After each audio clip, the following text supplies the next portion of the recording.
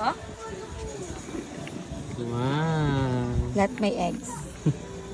Habang binibisita namin yung mga crayfish, napansin ko marami na naman sa kanila ang nakatikom ang buntot. Ito nga ang sign na meron na silang mga itlog. Kaya naman dali-dali na nga nilinis ni Pugi yung mga paglilipatan sa kanila. Pagkatapos linisan yung paglalagyan sa kanila, syempre kailangan natin lagyan sila ng kanya-kanyang aerator. Bukod kasi sa pagkain at pinaglalagyan nila, ang aerator kasi ang isa sa pinaka-importante na meron yung mga crayfish natin. Kaya hindi talaga pwede na walang ganyan. Pagkatapos nga dito ni Pugi, inasikaso ko naman yung mga hides ng mga kraylings na ililipat natin. At dahil marami nga yung mga kraylings, kailangan din marami yung hides na ilalagay natin. Para nang sa ganon ay marami nilang pagtaguan. Kasi kahit maliliit pa nga sila ay nag-aawayan na rin. Yung hides pala na nilagay ko ay yung mga PVC lang na pinagpuputol-putol ni Pugi. Maliliit pa nga yan kasi maliliit pa nga yung mga kraylings natin. Ito nga isang tub na to, dinagdagan ko na rin ng hides kasi sobrang dami talaga nila. At dun nga pala sa nilagyan natin ng hides, ito yung ilalagay natin.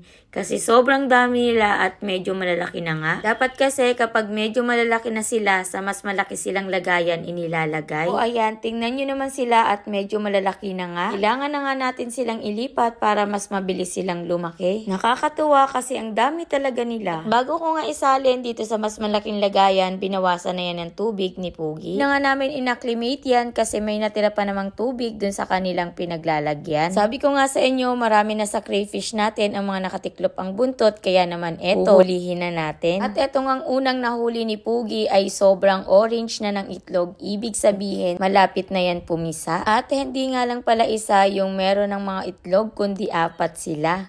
Etong padalawa naman, ganun din, sobrang orange na rin. Sa paghuli nga nito, kailangan maingat tayo kasi iniiwasan nating pumitik para hindi mahulog yung mga itlog. Mga pangatlong crayfish, pinilit lang ni Pugi ibuka yung buntot para makita kung anong itsura.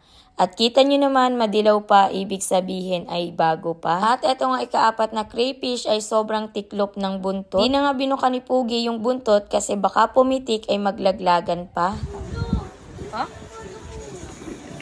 Wow. Let my eggs.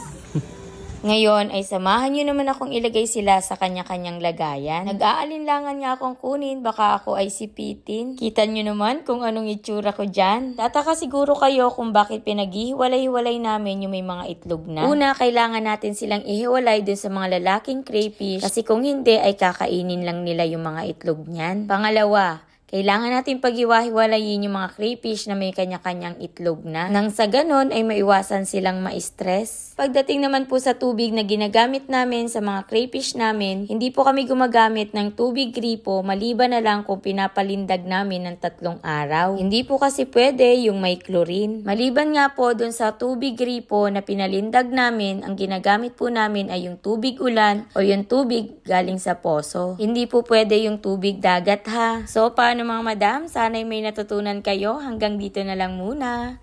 Bye-bye!